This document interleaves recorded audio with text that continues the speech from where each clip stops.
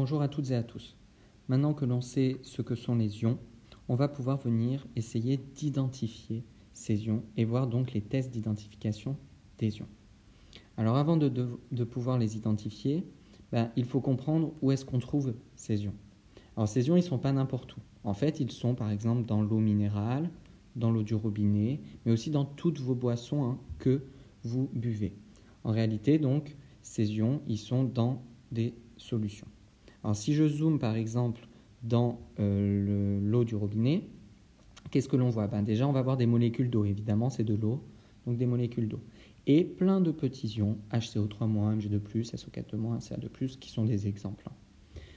Bref, on retiendra que les ions se trouvent dans des solutions, c'est-à-dire dans un liquide, et ils sont souvent, ce liquide, c'est souvent de l'eau. Alors avant d'identifier les ions, déjà, allons essayer d'identifier l'eau. Et c'est un rappel de 5e. Comment on identifie l'eau? Grâce à une petite poudre blanche que vous voyez ici, le sulfate de cuivre anhydre.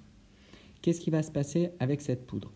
Si on ajoute un liquide qui contient de l'eau, la poudre devient bleue, comme sur l'image. On retiendra donc que si le sulfate de cuivre anhydre devient bleu, c'est que le liquide contient de l'eau.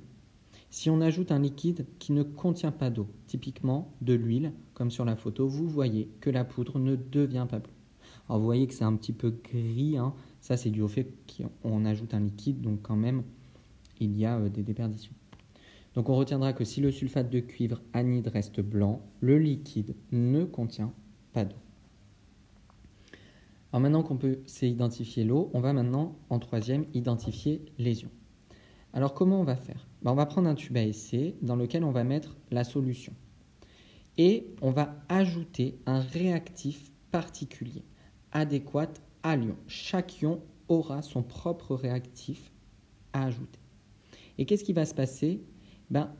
On ajoute un réactif spécifique à l'ion. Si un précipité coloré se forme, alors c'est que les ions correspondants sont présents dans la solution. Par contre, si on ajoute le réactif et que rien ne se passe, c'est-à-dire qu'il n'y a pas de précipité, alors les ions ne sont pas présents dans la solution. Voilà ce qu'il faudra retenir. Alors un précipité, c'est quoi? C'est un petit solide en suspension dans un liquide. Vous les avez vus en classe. Alors qu'est-ce qu'on vous donnera, vous? En fait, on va vous donner des petits documents de ce genre-là, avec à chaque fois l'ion testé, le réactif qu'il faut ajouter pour l'ion et la couleur du précipité obtenu. Prenons le document d'en bas. On vous dit par exemple pour les ions chlorure Cl-, qu'il faut ajouter une solution de nitrate d'argent. Et si l'ion chlorure est présent, alors on obtient un précipité blanc qui noircit à la lumière. Par contre, si l'ion chlorure n'est pas présent, quand on va ajouter le nitrate d'argent, il n'y aura pas de précipité, rien ne va se passer.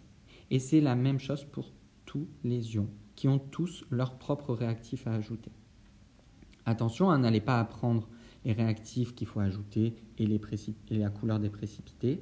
Ça, on vous le donnera en annexe des énoncés. Du coup, je vous laisse avec un petit défi qui est le suivant. Avec les 2 documents que vous avez ci-dessous, vous allez devoir déterminer les ions qui sont présents dans la solution. Sachant que lorsqu'on ajoute de l'hydroxyde de sodium dans la solution, rien ne se passe.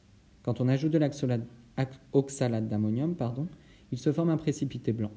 Quand on ajoute du chlorure de barium, il se forme un précipité blanc. Et quand on ajoute du nitrate d'argent, il ne se passe rien. Vous devez trouver les ions qui sont présents dans cette solution. Attention de bien rédiger en expliquant que si le précipité se forme, c'est que tel ion est présent. Et quand ça ne se forme pas, tel ion n'est pas présent.